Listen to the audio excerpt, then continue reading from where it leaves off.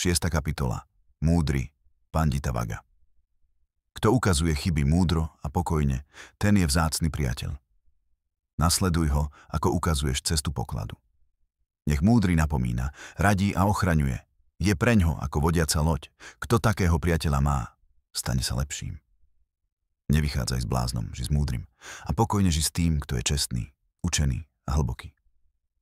Múdry človek sa raduje z pravdy. Teší sa z pokoja, z jasnosti a súcitu. Zavlažuj svoj život ako záhradník, ktorý sa stará o krehké rastliny. Každý dobrý skutok prináša ovocie.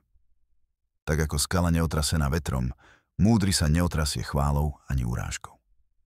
Ako hlboké jazero je tiché a čisté, tak je tichý múdry, keď počuje pravdu. Múdry sa nezúčastňujú hádok. Hovoria mierne, odmietajú rozbroje, sú pokorní a vyrovnaní.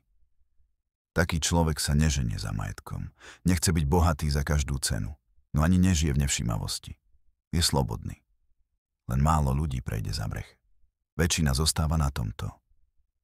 No múdri kráčajú vpred a opúšťajú prúd. Múdri nechajú za sebou túžby.